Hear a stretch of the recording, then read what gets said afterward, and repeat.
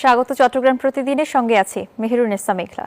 চট্টগ্রামের সীতাকুণ্ডের ভাটিয়ারিতে ship breaking ইয়ার্ডে gas বিষক্রিয়ায় ৮ শ্রমিকের মৃত্যু হয়েছে।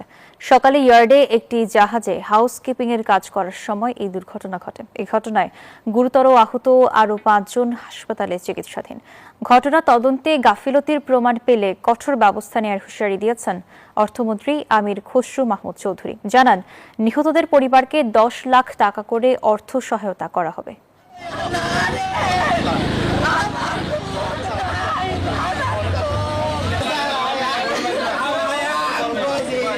সকালে চট্টগ্রামের ভাটিয়ারির ফেরদৌস স্টিল কারখানার একটি জাহাজে হাউসকিপিং এর কাজ করছিলেন শ্রমিকরা। এ সময় জাহাজটির একটি ট্যাঙ্ক থেকে বিষাক্ত গ্যাস ছড়িয়ে ভেতরে থাকা শ্রমিকরা অসুস্থ হয়ে পড়েন। প্রত্যক্ষদর্শীরা জানান, মেশিন দিয়ে গ্যাসের সিলিন্ডার কাটার সময় দ্রুত বেগে গ্যাস ছড়িয়ে পড়ে। বিস্ফোরণ হয় নাই, গ্যাস এটা জমিত গ্যাস, বিষাক্ত গ্যাস।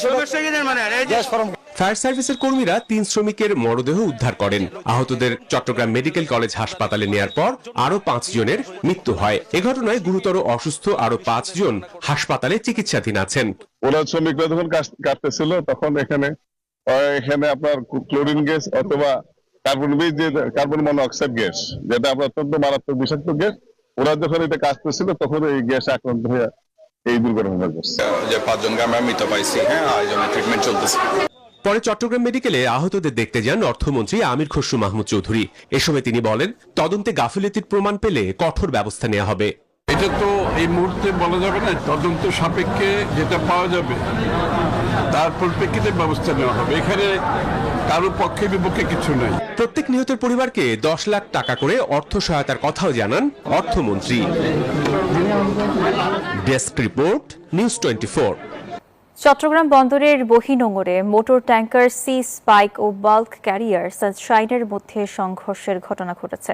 শুক্রবার দুপুরে এই দুর্ঘটনা ঘটে। ঘটনাস্থলে উদ্ধার ও সহায়তা কার্যক্রম শুরু করেছে কোস্টগার্ড। যোগ দিয়েছে নৌবাহিনী। বিষয়টি নিশ্চিত করেছেন চট্টগ্রাম বন্দরের সচিব। তিনি জানান, সংঘর্ষে জড়িত 2টি জাহাজই বিদেশি। তিনি আরও জানান, উদ্ধার তৎপরতায় যোগ দিতে পোর্ট, টাগবোট, নৌবাহিনী ও কোস্টগার্ড বর্তমানে উদ্ধার ও সহায়তায় নিয়োজিত রয়েছে।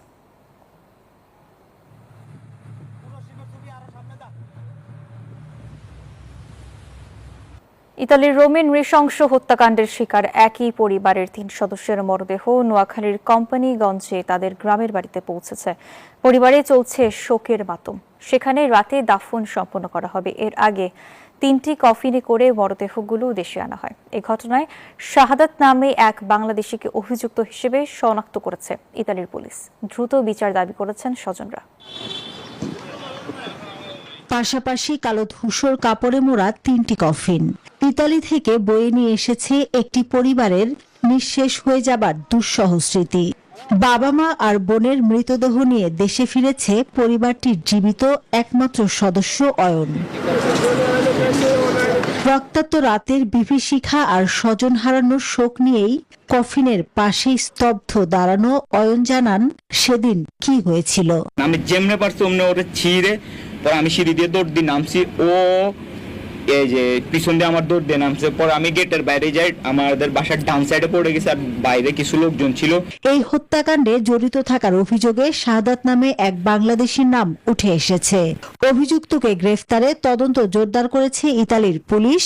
পুরো পরিবারকে হারিয়ে স্তব্ধ স্বজনেরা। তাদের দাবি, এই নৃশংস হত্যাকাণ্ডের দ্রুত ও সুষ্ঠু বিচার। খুনির কোনো কিছু পাইনি, খুনির 3 জন মারি আরেকজন বসে রয়েছে। আমরা সুষ্ঠু বিচার এবং ওই খুনিরে ধরি এবং তার খুনি যে সদস্যগুলো আছে সে এলাকাত এখনো উৎপেতে আছে। তারা নিহত 3 জনকে নোয়াখালীতে পারিবারিক কবরস্থানে সমাহিত করা হবে। গত 26 জুন ইতালির রোমের নিজ বাসায় নৃশংস হত্যাকাণ্ডের শিকার হন কামাল উদ্দিন বাবুল, তার স্ত্রী হোসনে জাহান মমতাজ আরজু এবং 5 বছর বয়সী শিশুকন্যা আরোয়া ইসলাম আরিশা।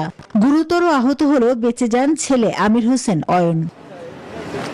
মাসুদ আলাবনী, নিউজ 24, ঢাকা। শীর্ষস্থানীয় ব্র্যান্ড ইস্পাহানি মির্জাপুরের উদ্যোগ, পরিকল্পনা ও পৃষ্ঠপোষকতায় বাংলা ভাষা নিয়ে TV reality show Ispahani Mirzapur বাছাই পর্ব অনুষ্ঠিত হয়েছে। শীর্ষস্থানীয় এই আয়োজনে অনুষ্ঠিত হয়েছে। এ উপলক্ষে Ispahani public school and college প্রাঙ্গণে প্রতিযোগিতার আয়োজন করা হয়। চূড়ান্ত পর্বে ঢাকায় যাওয়ার সুযোগ পেয়েছে চট্টগ্রাম বিভাগের সেরা বাংলাবিদ।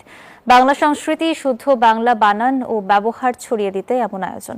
পরে নির্বাচিত ও বিভাগীয় সেরা 20 প্রতিযোগীর হাতে পুরস্কার তুলে দেওয়া হয়। ঢাকায় মূল পর্ব শেষে দেশ সেরা বাংলাবিদ পাবেন 10 লাখ, দ্বিতীয় ও তৃতীয় স্থান অধিকারী পাবেন 3 লাখ 2 লাখ টাকার মেধাবৃত্তি। পাশাপাশি প্রথম 10 প্রতিযোগী পাবেন একটি ল্যাপটপ, বই ও বইয়ের আলমারি।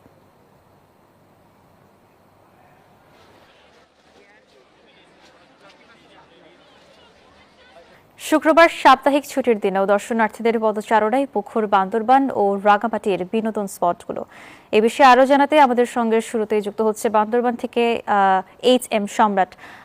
সম্রাট, জানাবেন যে বান্দরবানে পর্যটন স্পটগুলোতে ভিড় কেমন দেখতে পাচ্ছেন, দর্শনার্থীরা কি বলছেন? মেঘলা, আপনাকে ধন্যবাদ। আপনি যেমনটা জানিয়েছিলেন আজকে সপ্তাহে ছুটির দিন শুক্রবার, সেই শহর নগরের ব্যস্ততম সময় কাটিয়ে একটু রিল্যাক্স বিনোদন নিতে বান্দরবানে বান্দরবান পর্যটন স্পটগুলোতে দর্শনার্থী উপচে ভিড় জমিয়েছে। আমি এই মুহূর্তে দাঁড়িয়ে আছি বান্দরবানের অন্যতম পর্যটন স্পট নীলাচলে। এই মুহূর্তে আমরা দেখতে পাচ্ছি বান্দরবানের আজ শুক্রবার ছুটির দিনে বান্দরবানের শত শত পর্যটক বান্দরবান বিভিন্ন বিনোদন কেন্দ্রগুলোতে ভিড় জমিয়েছে। আমরা এই যে নীলাচল, মেঘলা, তমাতুঙ্গি, চিম্বুক, শৈলপ্রপাত, নাফাকুম, দেবতাকুম এবং কেওক্রাডাং সহ বিভিন্ন পর্যটন স্পটে বিভিন্ন দূর দূরান্ত থেকে ছুটে আসা পর্যটকরা ছুটে যাচ্ছে এক পাহাড় থেকে অন্য পাহাড়ে। পুরো সপ্তাহে এই যে নগর ব্যস্ততার কারণে মানুষ একটু স্বস্তির নিঃশ্বাস ফেলতে তারা ছুটে আসছে বান্দরবানের প্রকৃতির কোলে। আপনি জানেন যে প্রায় গত মাসে প্রায় এক সপ্তাহে বান্দরবানে বন্যার কারণে তলিয়ে যায় বান্দরবানের শহর, পর্যটন স্পট এবং হোটেল, মোডেল, অনেক পর্যটন সব মিলিয়ে পর্যটকের ব্যাপক ক্ষয়ক্ষতি হয়েছে এবং এই যে আস্তে আস্তে এখানে যাচ্ছে সেই ক্ষয়ক্ষতির চিত্র এবং আগের ন্যায় ফিরে আসছে বান্দরবানের পর্যটনের দৃশ্য। অনেকটা স্থবিরতা কেটিয়ে নতুন উদ্যমে সাজাচ্ছে বান্দরবান পর্যটনের স্পটগুলোতে। এই মুহূর্তে বান্দরবানের যে নীলাচলে, আমি এই মুহূর্তে দাঁড়িয়ে আছি নীলাচলে শত শত পর্যটক এবং স্থানীয় দর্শনার্থীরা ভিড় জমিয়েছে। তারা কেউ দোলনায় চড়ছে, কেউ এখানে পিকনিক করছে, কেউ ছবি তুলছে এবং কেউ যে আপন গতিতে যে মেঘ নিচ থেকে ছুঁয়ে যায় এই দৃশ্য না দেখলে অনেকেই আসলে বান্দরবান প্রকৃতি প্রেমীরা আসলে মিস করে, যার কারণে মেঘের সাথে খেলা করতে প্রকৃতি প্রেমীরা সবসময় বান্দরবানে ছুটে আসে। বান্দরবান থেকে এই ছিল বিনোদনের সর্বশেষ পরিস্থিতি। ছুটে যাচ্ছি স্টুডিওতে। মেঘলা। সম্রাট, আপনাকে ধন্যবাদ। এবং একই খবর জানাতে আমাদের সঙ্গে যুক্ত হচ্ছেন রাঙামাটি থেকে মোমো। জানাবেন যে পর্যটন যারা আসছেন পর্যটন স্পটে তারা কি বলছেন এবং ভিড় কেমন দেখতে পাচ্ছেন সেখানে? ধন্যবাদ মেঘলা। আমি আছি এখন রাঙামাটি ডিসি বাংলো পার্কে। যেহেতু আজকে ছুটির দিন, অনেক পর্যটক এসেছে এখানে, ঘুরে বেড়াচ্ছে, আনন্দ করছে এবং দেখতে পেয়েছে আজকে দীর্ঘদিন পর চট্টগ্রাম এবং আশপাশের জেলা থেকে অসংখ্য পর্যটক এসেছে পরিবার পরিজন নিয়ে। বিভিন্ন বয়সের নারী পুরুষের উপস্থিতি আসলে রাঙামাটি পর্যটন কেন্দ্রগুলো মুখরিত হয়ে উঠেছে। দীর্ঘদিন পর্যটক শূন্য ছিল, টানা 3 মাসের পর আবারও হাস্য উজ্জ্বল পর্যটন কেন্দ্রগুলো। রাঙামাটি ডিসি বাংলো পার্ক নয় শুধু, বলওয়েল পার্ক, রাঙামাটি ঝুলন্ত সেতু, রাঙামাটি পার্ক এবং রাঙামাটি কাপ্তাই আশ্রম বস্তির লাভ পয়েন্ট, বিভিন্ন জায়গায় আমরা দেখেছি অসংখ্য নারী পুরুষ রয়েছে এবং তারা কিন্তু খুবই আনন্দ করছে, কারণ রাঙামাটি প্রকৃতিগতভাবে সুন্দর।